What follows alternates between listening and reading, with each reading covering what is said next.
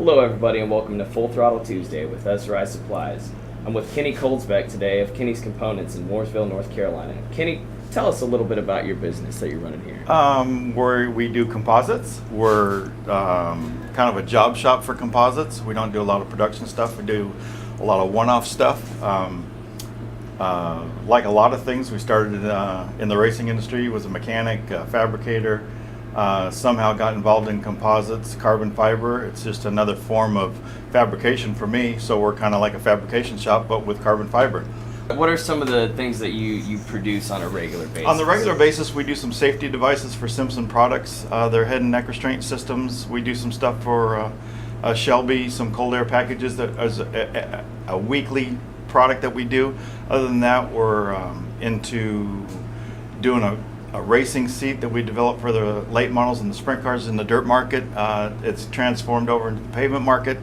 We've got Kyle Busch Motorsports, Nemechek, Matt Kenseth's got some pretty good name. I mean, we're in the South, so we get hooked up with those guys pretty easy. And it's going pretty good. We haven't trying to push it a lot, but it's getting really a lot of traction right now. That's going to be a big deal for us coming soon. Now, Kenny, we're out here in Mooresville, North Carolina, and we're mostly working with the racing industry, but I see all these football helmets. Tell me how you got involved with football helmets. Well, what you're holding is a Colts helmet. A friend of mine, a friend of everybody's, Bill Simpson in the safety world, had a friend, Tom Moore, that was a coach at the Colts and got invited to a couple games and saw Austin Collie get knocked out once, no big deal. Then he went to another game, saw him get knocked out again, and he goes, "Why does that guy keep doing that?" And Tom's like, "That happens in football all the time." He goes, "That's crazy." He goes, "Let me see can I have one of those helmets and just test it the way we do the racing industry?" So he took the helmet and drop tested it and did some tests on it and found out that it wasn't as good as he thought it should be. So he started doing some modifications and thinking about making football helmets, and found out what the standards were for the NFL and for the kids and the collegiate stuff or whatever, and found that he could improve on what they had quite easily, and that formed another company called SG Helmets, which is in Indianapolis, and it stands for Simpson Ganassi Helmets. They're good friends for a long time, and they got together and are trying to make a better helmet for all the kids. And we helped. I'm a friend of Bill's. We made the shells, which was a composite shell versus a plastic shell.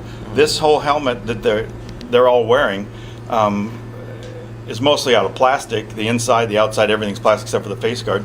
We did all composites.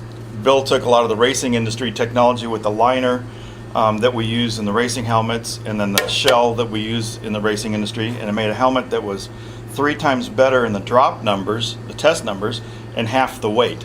So you can imagine, I mean, these things, the football helmets, the plastic ones can weigh up to 6.5 pounds, and this is slightly less than half of that, with 3 times better technology and test numbers and drop tests for the mostly for the kids now and for the NFL guys.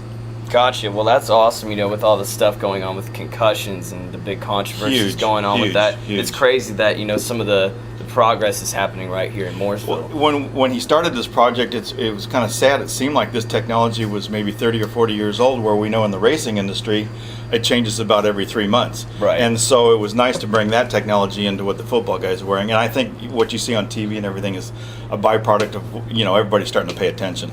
So some of the stuff we use from SRI is their adhesives. They supply us with all the supplies to use the adhesives and everything. We use abrasives, drills, and stuff like that. They deliver way on time, almost before we can think of it. We do a lot of use the structural adhesives on some safety devices, the head and neck restraints for Simpson products.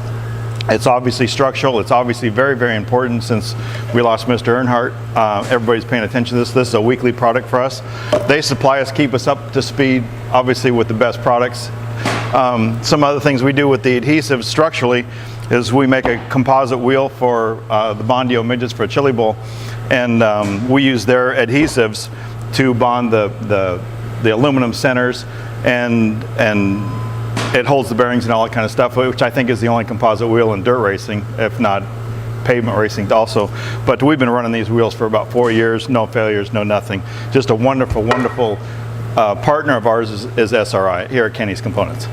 For more information about Kenny's Components, visit www.kennyscomponents.com. Be sure to like SRI Supplies on Facebook, follow us on Twitter, and subscribe to our YouTube channel.